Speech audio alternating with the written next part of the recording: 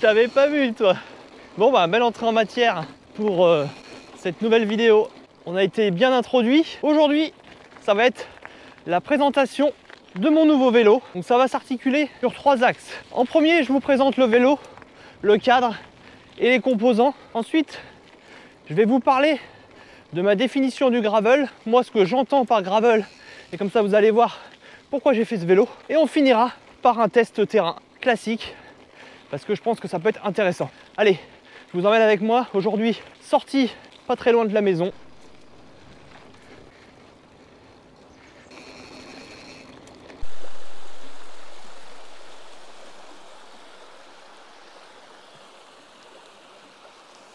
Petite ambiance rivière. On profite, il fait super beau. On est jeudi de l'Ascension. C'était l'occasion d'aller rouler, j'avais un petit créneau.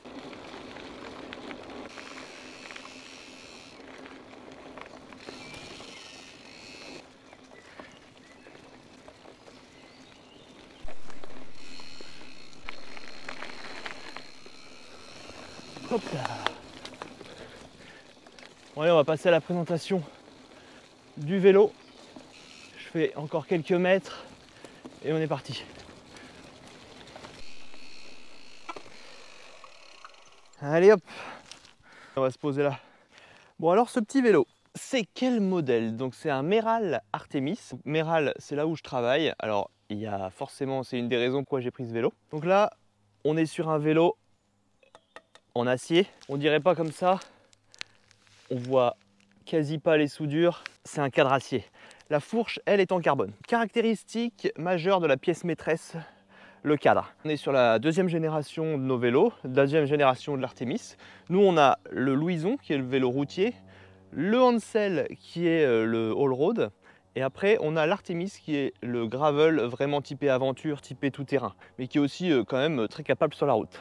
Les principaux éléments qui le caractérisent déjà, c'est que c'est un vélo, on peut peut-être le voir comme ça, mais c'est un vélo qui permet une intégration totale des câbles et gaines. On passe par la douille, ça va dans le tube diagonal et ensuite ça va aux étriers, aux dérailleurs, quoi que ce soit. Moi au niveau de mon poste de pilotage, j'ai fait du semi-intégré, c'est en dehors du cintre et ça rentre sous la potence. Nous, on a choisi au boulot de mettre les potences switch, mais vous pouvez mettre ce que vous voulez après. Les switch en fait ça donne une impression d'intégration totale, mais ça passe sous la potence avec un cache. Ensuite, sur ce vélo, on a des dégagements pour des pneus jusqu'à 50 mm. Pour du tout-terrain et pour du gravel, moi je trouve ça vraiment super pour le confort, le grip. Pour moi c'est un must-have et c'est ce que je voulais. On a mis un boîtier de pédalier en T47, ça c'est moderne, il est fileté, ça permet le passage des gaines et des durites en interne, ça augmente la rigidité, le rendement.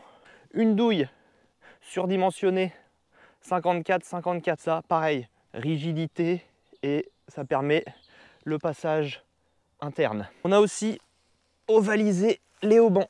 On peut voir ici, hop, ça, c'est pas anodin, ça améliore le confort et la flexibilité. Changement et pas des moindres, c'est la patte de cadre ici, patte UDH. Donc ça vous permet d'utiliser soit les nouveaux dérailleurs SRAM T-Type, comme ici, ou sinon la patte SRAM UDH. Ça c'est pareil, c'est moderne, ça permet au vélo de traverser les années qui vont venir sans aucun souci. Et après, globalement, on a modernisé un petit peu les tubes. Là ici c'est légèrement aplati, c'est assez beau, moi j'aime beaucoup. Le tube diagonal rond classique, pour garder quand même les petits clins d'œil aux aciers d'antan. Mais sinon après pour le reste c'est moderne, limite on voit pas que c'est un vélo acier et ça c'est appréciable. La fourche, elle est en carbone, T800. Ça permet de gagner un peu en légèreté et en rigidité. Et puis en rendement, dans les chemins, c'est assez agréable. Mais après, si vous voulez passer sur une fourche acier, il n'y a pas de souci, c'est des options. Dernier point sur le cadre, la couleur. Moi, j'ai fait une couleur perso. Donc on peut voir, c'est un noir brillant avec un effet fil, un logo Meral en 3D. Et ensuite un flammage, un dégradé en fait sur du rouge, comme ce que j'avais sur mon Louison auparavant. La classique, sans brillant, sans effet particulier. Donc là les couleurs, il y a un catalogue, mais vous pouvez faire des couleurs perso, pareil c'est des options. Donc voilà pour le cadre. Deuxième pièce maîtresse du vélo, c'est ça, c'est les roues. Donc là, moi, je me suis fait faire des roues par Mathieu Bieloff, des roues turbo. Je lui fais confiance, c'est ma 3e paire qu'il me fait. Il m'a fait une paire pour mon Chirou, pour l'ultra distance, une paire pour le Louison que j'avais avant. Et là, il m'a fait une paire de roues carbone. Alors c'est sur ma demande, hein, et puis j'ai des conseils que je lui ai demandé. Jantes carbone, donc ça c'est jantes turbo, c'est lui qui les source, c'est de la qualité, c'est lui qui les a choisis. Pour ça, je lui fais très confiance. Mais après, ce qui est intéressant avec ces roues, c'est les rayons. Alors on voit peut-être sûrement pas à l'image, mais c'est des rayons en Dynéma, c'est du polyéthylène à haute valeur moléculaire, je crois. En fait, en gros, hein, pour schématiser, c'est les rayons en ficelle qu'on voit des fois, qui demandent un lassage spécifique, avec un moyeu spécifique. Alors vous pouvez mettre un moyeu normal, il faut les modifier, mais sinon vous avez les moyeux Erase comme ici, c'est des moyeux, c'est une marque belge, des moyeux spécifiques pour ces rayons qui facilitent le montage et donc baissent un peu le prix. J'en avais entendu parler en VTT et je me suis dit pourquoi pas tester, avec ce vélo j'ai envie de tester des nouvelles choses, tester des trucs modernes, des innovations, et ces roues là c'est pas mal, mais j'en parlerai à la fin de la vidéo. La paire sans les pneus, elle fait 1,1 kg, donc c'est impressionnant. Très bonne roue. Merci Mathieu d'ailleurs. Au niveau monte de pneus, j'ai choisi Maxxis Rambler à l'arrière, Ravageur à l'avant. Le Ravageur, il est un peu plus cramponné sur les côtés, c'est pas mal pour avoir du grip. Le Rambler, lui, il est un peu plus classique. C'est des pneus qui sont très bien en tout terrain, il y a un bon grip, ça accroche bien. Et sur la route, ils déméritent pas, vraiment pas mal. Et je les ai montés, bien sûr, en tubeless, parce que qui dit tout terrain dit tubeless. Et les pneus sont vendus comme du 50 mm, mais sur ces roues, ils font 49. C'est nickel sur ce vélo, ça passe tout pile. Alors vous pouvez envisager du 50, mais c'est vrai que 48, 49, c'est pas mal, parce qu'on est quand même près du cadre. Mais pour du gravel, moi je trouve que 50 mm, c'est super. Alors maintenant la suite, on va parler transmission. Donc là, moi j'ai fait le choix d'une transmission de VTT. J'ai pris du full SRAM, donc SRAM AXS T-Type XX, je ne sais pas si j'ai dit dans l'ordre, mais en gros c'est de la XS, donc transmission sans fil, il n'y a pas de câble et gaine entre les manettes et le dérailleur. Le dérailleur, il est Mastoc, il est T-Type, c'est le nouveau standard de SRAM, j'espère que d'autres fabricants vont suivre, je ne sais pas si ça va être le cas, mais en tout cas, ça permet au dérailleur de se fixer directement au cadre. On le voit ici, en fait, la patte de dérailleur, elle n'existe plus. En fait, elle est inclue au dérailleur. Ça augmente la rigidité, la solidité. Le dérailleur est vraiment solide. Les pièces sont remplaçables indépendamment. C'est du bon. Et il n'y a plus de réglage de butée haute, de butée basse. À l'installation, ça demande un petit peu de technique. C'est pas très compliqué, mais il faut quand même suivre bien la méthode, bien calculer sa longueur de chaîne. Ça, j'en ai parlé dans ma vidéo montage. Si vous voulez la regarder, je vais la mettre quelque part. Mais après, quand c'est bien installé, c'est super. Et surtout, c'est adapté à du tout-terrain. C'est hyper solide. Je ne vais pas vous faire le coup de taper sur le dérailleur, mais il se débride et il se remet en place.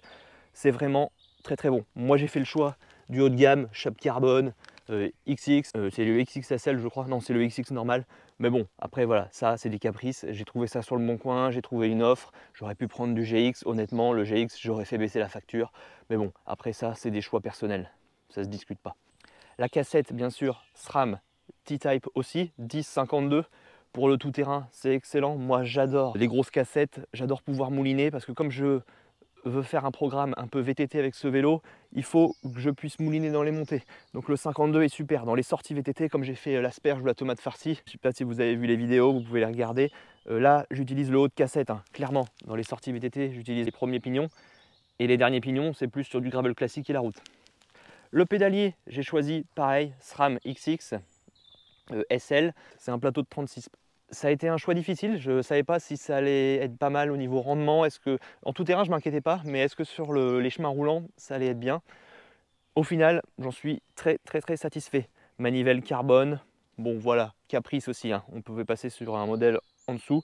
Après, j'ai gagné en poids. Les pédales, tant qu'on y est, Favero Assioma, pédale à capteur de puissance, pareil, j'en parlerai. Pour l'instant, je m'en sers, mais après, je m'en sers pas à fond. Je pourrais m'en servir plus, mais j'ai pas trop le temps en ce moment.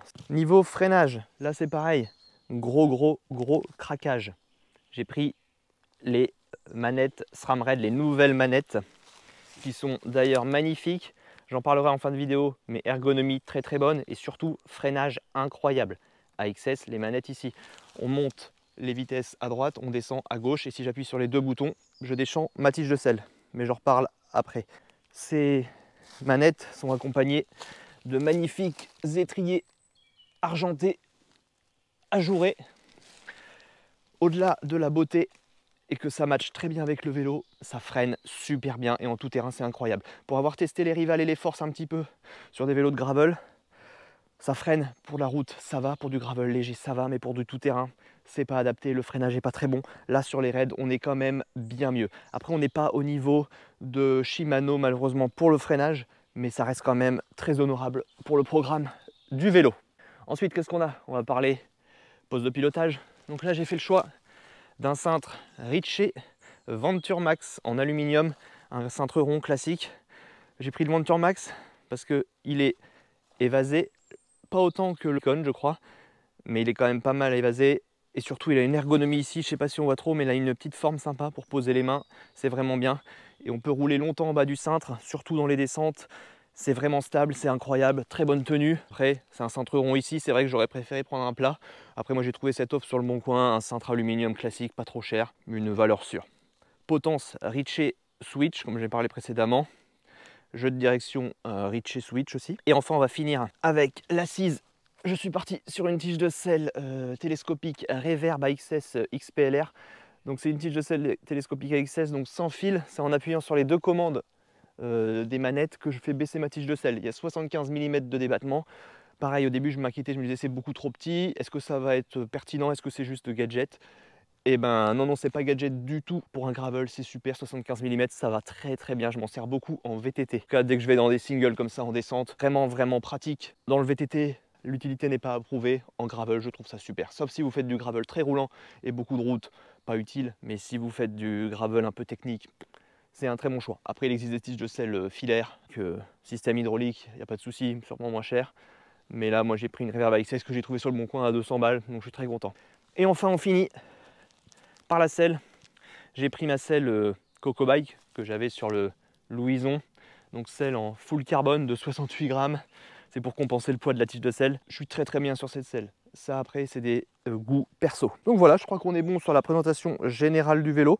Je pense ne rien avoir oublié. Si les porte-bidons, c'est des porte-bidons Silka en titane, parce que je les trouve très beaux. Et ils sont très bons, ils ne s'abîment pas, ils tiennent bien les bidons, et puis ils vont très bien sur le vélo, regardez. Ils sont magnifiques quand même. Bon, Silka font des bons produits. Hein. Sinon, qu'est-ce que j'oubliais? Ah si, peut-être les disques. Bon ça, il n'y a rien de particulier, mais c'est des disques SRAM, des Centerline je crois. J'ai pris 2 disques en 160. Rien de particulier, ça freine.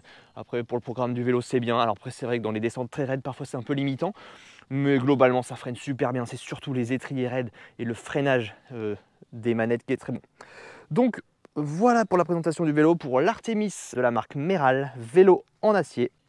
Super bête. Honnêtement, si vous voulez passer sur un vélo en acier, allez voir la marque Meral. Alors je dis pas ça parce que je travaille là-bas. Hein. Moi je connaissais pas avant de travailler, je connaissais pas Sifaki Meral avant de travailler là-bas il y a 2 ans. Ben, il y a 1 an et demi, mais j'ai connu la marque il y a 2 ans et c'est vrai que j'ai été séduit. J'ai roulé avec un Louison longtemps. J'adore ce vélo, hein, il est très confortable. Après c'est un esprit cyclo rapide et moi je suis plus trop dans cet esprit-là. C'est pour ça que je roule toujours sur mon Titane et que j'ai revendu mon Louison. Mais après, je voulais revenir sur un côté VTT tout-terrain. Et l'Artemis, il est incroyable. Après, si vous trouvez en occasion de la première génération, c'est un très bon vélo. Niveau comportement, on est à peu près sur la même chose. C'est juste que sur celui-là, on est très moderne. Le vélo, il est dans le goût du jour et il va traverser les années. Pas de problème, dans 10 ans, il sera encore au goût du jour. Il n'y a pas de souci à se faire. Si vous l'entretenez bien, ça va durer toute la vie. Donc voilà. Allez, quelques petites images du vélo. Et puis, on passe à la suite de la vidéo. Ma définition du gravel, de manière générale. Et ensuite, la définition du gravel comme moi je l'entends. Voilà, mais vous comprendrez mieux quand on y sera. Parce que là, c'était pas très clair. On va arrêter de trop parler parce que sinon, on roule pas. Typiquement le genre de chemin que j'aime beaucoup en gravel classique. Donc, ce qui m'amène à la deuxième partie de la vidéo, comment je définis le gravel de manière très générale. Et après je parlerai de ma définition personnelle et qui explique le choix de ce vélo. Donc pour moi le gravel, qu'est-ce que c'est? Le gravel, déjà c'est pas une mode. Ouais, il y a peut-être 6, 7, 8 ans en France c'était une mode. Maintenant c'est une discipline à part entière. Ça se case entre la route et le VTT.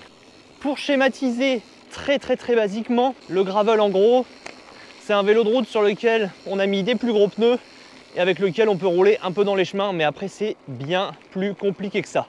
Pour moi, le gravel, c'est un vélo versatile par excellence, avec lequel tu peux un peu tout faire. Alors, il ne va pas être excellent dans un domaine, mais il va être à peu près bon partout.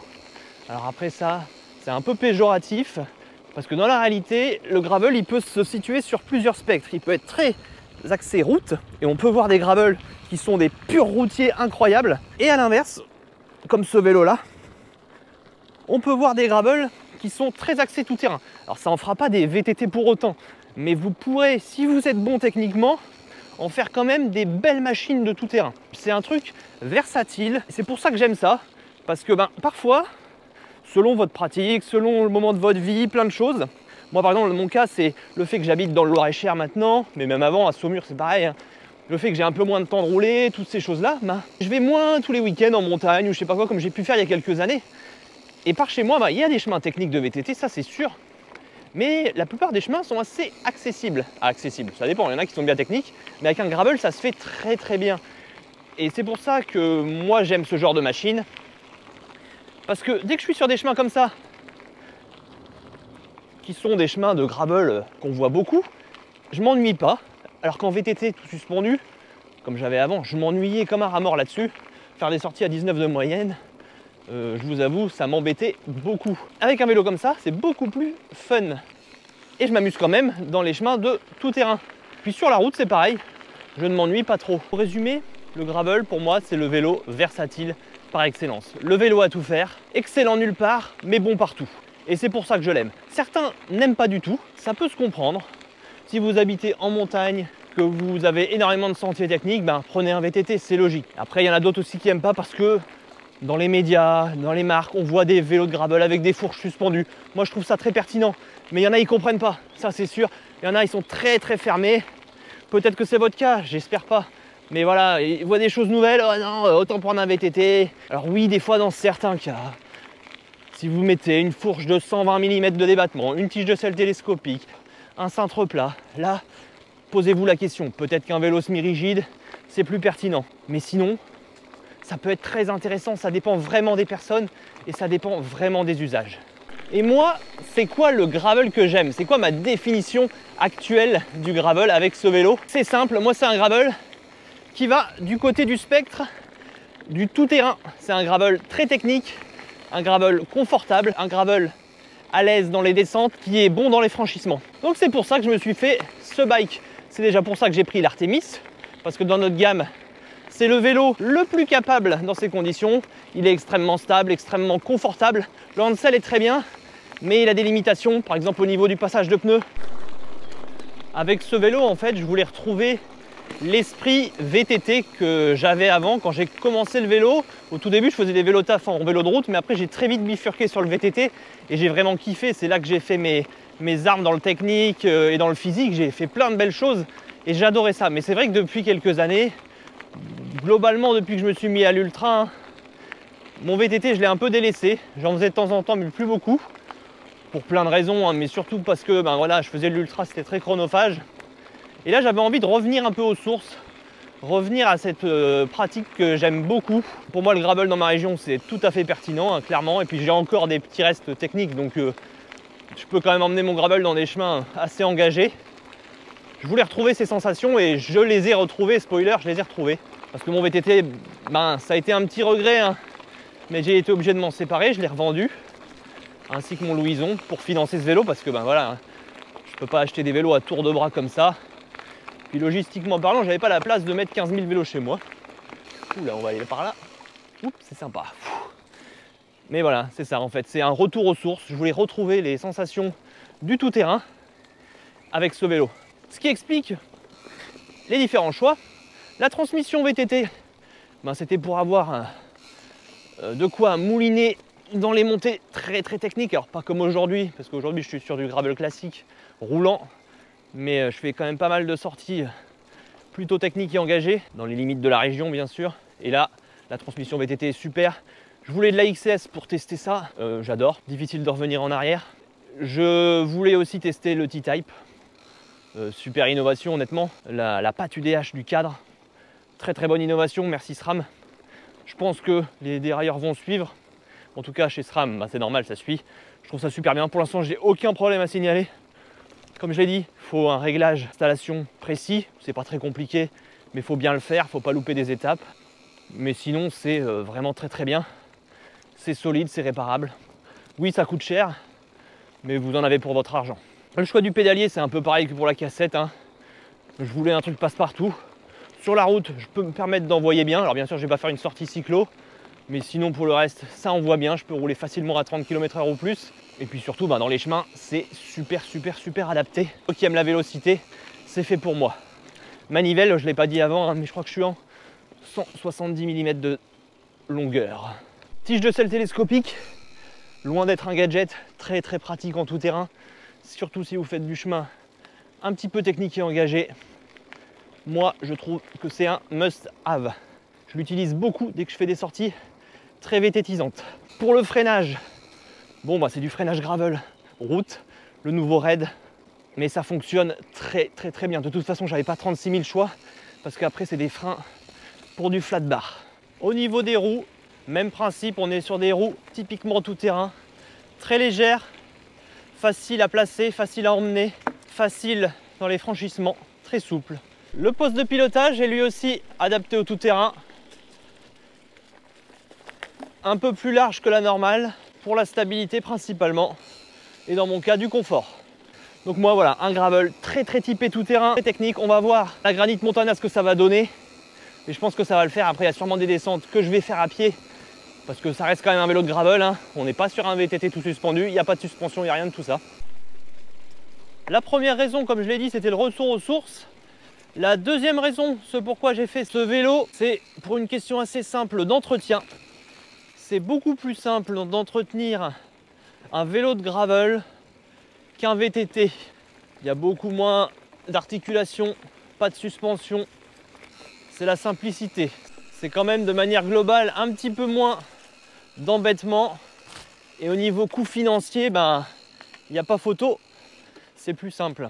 Et la troisième raison, elle est liée à mon travail chez Sifac Méral, tout simplement. Avant de travailler ici, je ne connaissais pas vraiment. Et c'est vrai que travailler chez un artisan du cycle, avec un savoir-faire qui a plus de 40 ans, et d'avoir un vélo fabriqué en France, c'est quand même très plaisant. Alors bien sûr, les composants du bike ne sont pas forcément français. Les tubes viennent d'Italie, mais ils sont sous-dos-brasés ici. Et ça fait quand même bien plaisir. Donc voilà, pour le côté artisanat France. Et puis moi, ça m'avait... Les vélos m'ont tapé dans l'œil, hein, tout simplement. Hein, j'aurais pas pris ce genre de vélo sinon. Donc voilà, pour la partie définition du gravel et les raisons pourquoi j'ai fait ce vélo. Voilà ce que je voulais dire, je crois que j'ai rien oublié. Maintenant, on va passer au test terrain.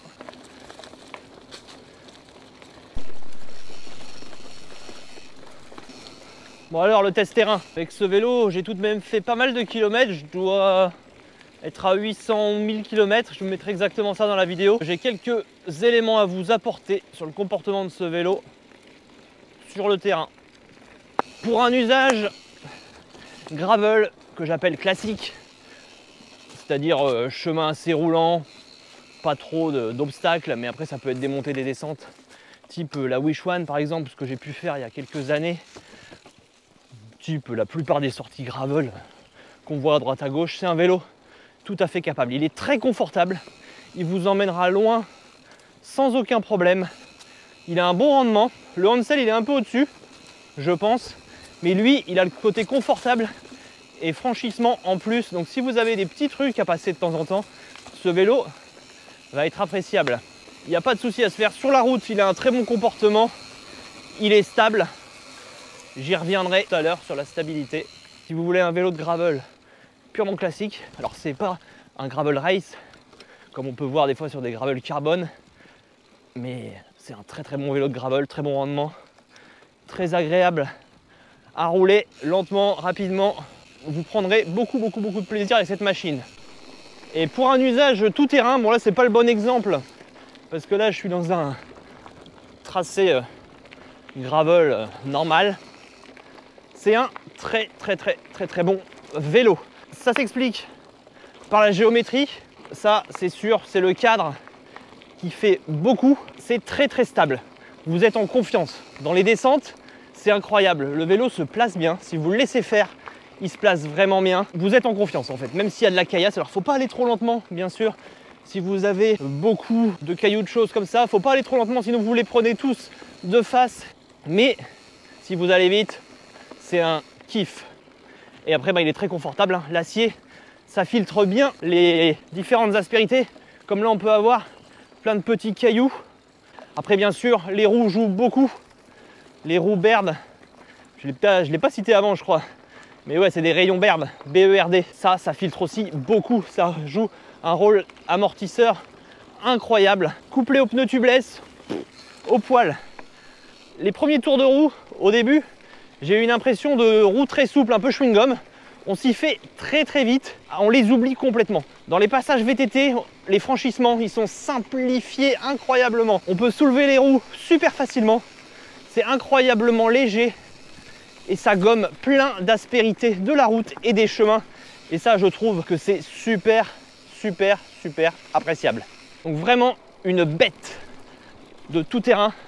C'est pas un VTT, mais ça s'en rapproche. En tout cas, pour moi, dans mon usage, dans ma région et avec mon niveau. À préciser parce que sinon, je vais me faire tomber dessus par des gens qui vont me dire « Bah dans ce cas-là, achète un VTT, tu t'amuseras mieux. » J'ai eu un tout suspendu. Peut-être qu'un jour, j'en aurai un autre. Qui sait? Mais en tout cas, là, je prends du plaisir et je prends un pied d'enfer avec ce bike. Pour revenir aussi sur le côté stabilité, on est en gravel, on a des cintres souvent avec du flair, c'est-à-dire évasé comme ici. Quand on est en bas des drops, on est vraiment bien. Le niveau de confiance augmente encore plus. Dans les descentes, bien sûr, faut se mettre comme ça, hein. Là, je suis pas en descente, mais c'est parce que ça augmente la stabilité. Vous écartez les bras, vous ouvrez le diaphragme, vous êtes plus stable. De toute façon, vous regardez les VTT maintenant, les cintres, ils sont énormes. Ce qui explique pourquoi j'ai pris un cintre assez large. Pareil, je ne l'ai pas précisé, mais c'est un cintre de 46 cm. C'était un questionnement, est-ce que ça allait pas être trop large? Eh ben, c'est vraiment très bien. Alors après, il ne faut pas aller non plus trop large, je pense. Ça change un petit peu aussi la longueur de potence. Mais moi, je suis tellement bien sur un cintre large parce que j'ai un usage plus tourné tout terrain. Si vous êtes sur un usage plus all-road, restez peut-être sur un cintre vos tailles habituelles de route ou 1 ou 2 cm de plus. Mais pour un usage tout terrain, un cintre large, c'est cool. Et prenez en considération que quand vous êtes dans les drops, hop, comme là, la largeur augmente drastiquement. Là, je suis à 46, ce qui est déjà énorme. Mais là, je passe à, je sais pas combien, je vous le mets dans la vidéo, mais je dois passer à 50, 56, peut-être 58. L'ergonomie, très bonne. La forme du cintre, incroyable. Donc en descente, c'est une bonne machine. Une très très bonne machine. Je rajouterai que c'est un vélo extrêmement joueur aussi. On peut très bien le placer. Alors bien sûr, ça vient des composants, ça vient des roues surtout, et du cadre. Mais on reste quand même sur un cadre assez léger. On est sur du 1,7 kg à 2 kg pour le cadre nu. Moi, pour info, mon vélo, il est assez léger. Au total, avec les portes bidons, il fait 9,7 kg. Mais au-delà du poids, c'est surtout le confort qui m'intéresse. Et le vélo reste très très très maniable. Ça vient aussi du poste de pilotage, de la potence courte, de ma position sur le vélo. Au niveau du freinage, que dire? Eh ben, ça freine bien. Je suis très très satisfait de ces freins raides. Alors oui, ils coûtent cher, mais le freinage est totalement incroyable. Vous avez à peine à appuyer sur les leviers, c'est hyper doux, hyper léger. Sur le haut du levier, sur le bas, c'est nickel. Vous appliquez aucune force et ça freine. Il y a un réglage de garde qui est très bon, un réglage de contact des plaquettes aussi, c'est au poil. C'est efficace, c'est puissant. Pour un usage tout terrain et gravel engagé, c'est vraiment adapté. Si vous mettez des gros disques, ça freinera encore mieux. Non, non, vraiment bien. Il y a juste le prix qui freine. Après, au niveau de l'ergonomie des leviers, hop là, je vais vous montrer ça. Ça a fait grand bruit au moment de la sortie. Bon, voilà, moi je vous avoue que les GRX nouvelle génération ressemblent beaucoup. Ceux-là sont peut-être légèrement plus longs, mais après ce qu'il faut retenir, c'est que c'est une bonne ergonomie. On peut rester les mains posées longtemps dessus sans avoir de douleur particulière. Ils se tiennent bien en main. Le fait qu'ils soient longs, c'est bien, surtout quand vous avez des grandes mains. Et toute votre main repose sur la cocotte. Ça, c'est un petit avantage parce que j'ai pu tester différents types de leviers de frein. Et je vous avoue que ceux-là, c'est les meilleurs. Mais ce que je retiendrai surtout, c'est la qualité de freinage qui est incroyable et la puissance de dingue qui vous met en confiance dans les descentes en tout terrain, particulièrement ou dans une descente de col par exemple. La transmission, rien à dire non plus. Transmission VTT, pour moi, c'est ultra pertinent en gravel. Je trouve même que vous devriez penser à ça si vous montez un gravel. Il y a des transmissions spécifiques gravel, mais moi je trouve qu'elles sont bien, mais adaptées pour du gravel roulant, des gens avec des jambes de feu. Dès que vous allez dans des trucs très raides, je trouve que parfois c'est un peu limitant. On vous met souvent des gros plateaux, alors bien sûr vous pouvez modifier, mais de base souvent c'est des gros plateaux. Alors les cassettes sont grosses, mais moi je trouve que de base c'est quand même pas adapté à un usage tout terrain très très varié. Essayez de penser à la transmission VTT ou au moins au montage mulet. Montage mulet, c'est quoi? Montage mulet, c'est un plateau classique de gravel en 40-42 par exemple, mais derrière une cassette de VTT en 10-50 ou 10-52. Pour moi, c'est comme les gros pneus. C'est à mon sens l'avenir du gravel. Et en France, c'est super pertinent d'avoir ça parce qu'on a une variété de chemins incroyable. On peut avoir du chemin roulant, mais on peut aussi avoir des bosses de dingue un peu partout. Au niveau du T-Type, ça pareil, c'est super. C'est de l'innovation, mais après, derrière cette innovation, c'est super intéressant parce qu'il n'y a pas de réglage, ça fonctionne trop bien. La XS, bon ça existe depuis longtemps, mais la XS, c'est un confort d'utilisation de dingue. Vous appuyez à peine sur les boutons, c'est comme les freins. Un petit clic et ça passe les vitesses. Donc ça, je peux vous dire que quand vous faites une sortie VTT très physique, type Granit Montana, en fin d'épreuve, que vous avez plus de force, que vos mains vous font mal, que ça fourmille, le fait de passer les vitesses et de freiner sans forcer, c'est incroyable. Et après, ce qui est intéressant avec le T-Type aussi, c'est que vous pouvez passer vos vitesses en force. Alors moi, j'ai encore l'habitude de ne pas passer en force, mais là, si des fois ça arrive, on n'y pense pas. Dans une montée raide, on change de vitesse comme un dingue. Sur certains dérailleurs, c'est pas l'idéal. Là, vous pouvez le faire. Alors ça vient du dessin de la cassette, de la forme du dérailleur, tous ces trucs-là. Mais ça, c'est intéressant. Donc non, ouais, le T-Type, c'est cool. Surtout que SRAM vient de sortir les dérailleurs T-Type en mécanique. Donc à un prix assez accessible. Intéressant. Comme j'ai déjà dit tout à l'heure, la tige de selle télescopique, loin d'être un gadget, c'est très intéressant. Surtout si vous faites du tout-terrain et de l'engagé. On est à 29 km, 1h50 de vélo, je rentre à la maison. Là, vous voyez, j'ai une petite descente. Bon, elle n'est pas technique, mais vous vous mettez dans les drops et vous êtes vraiment bien. C'est super stable. Le cadre filtre, les roues filtrent. C'est vraiment un plaisir à rouler. Bon, pour résumer, ce vélo, au-delà des composants que j'ai mis dessus qui influencent le comportement, on est quand même sur un vélo extrêmement confortable, taillé pour l'aventure, les courtes et longues distances. C'est un vélo très capable dans le technique, le raid, le tout-terrain, on va dire, hein, les chemins de VTT. C'est vraiment le vélo adapté. Si vous avez un petit niveau technique, vous allez prendre un pied monstre. Mais même dans les parties non techniques, hein, parce que c'est un vélo très agréable à rouler. Je le répète, c'est un vélo très stable. Pour son usage, aventure, technique, vous n'avez pas de souci à vous faire. Il reste sur sa trace, très agréable à piloter, très confortable, très stable. Bon voilà, pour le test terrain, moi pour l'instant je kiffe rouler à son guidon, je passe vraiment du bon temps dessus. Je suis très satisfait d'avoir fait le choix de ce vélo. C'est pas du tout un mauvais choix. Mes choix de composants, tige de selle, pédalier, transmission, largeur de cintre, tout ça, c'est des bons choix. Je suis bien positionné dessus. Ça, c'est primordial. Allez, je vais bifurquer à droite. dans un chemin, un des derniers chemins avant la maison. J'espère qu'il n'y a pas trop de boue. Là, on est bien, c'est agréable. Petite sortie, 34 km là pour l'instant, 200 mètres de dénivelé. Il est 19 h. Ah, c'était gras il y a quelques mois. Maintenant, c'est un peu plus praticable. Regardez-moi ce cadre.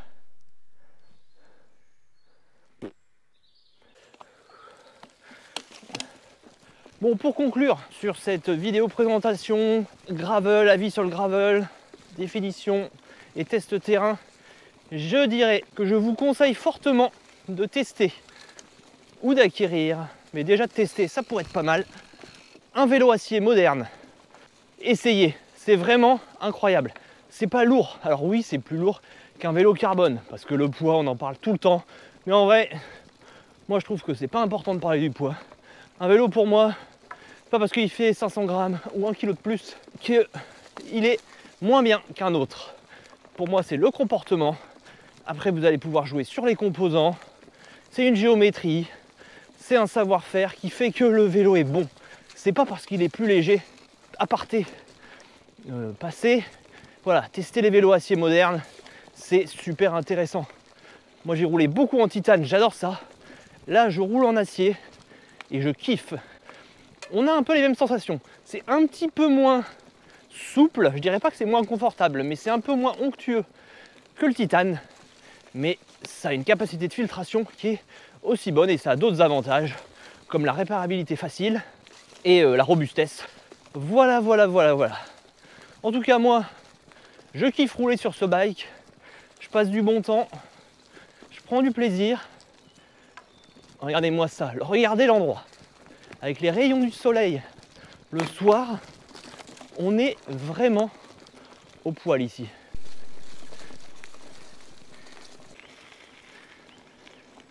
Je vais vous laisser là pour cette vidéo. J'espère que ça vous aura intéressé et que ça vous aura plu. Comme d'habitude, on se dit à la prochaine, roulez bien. Et comme d'hab, prenez du plaisir, voyez le positif dans tout. En tout cas, faites du vélo, faites du sport. Et on se dit bonne journée, bonne soirée et à la prochaine.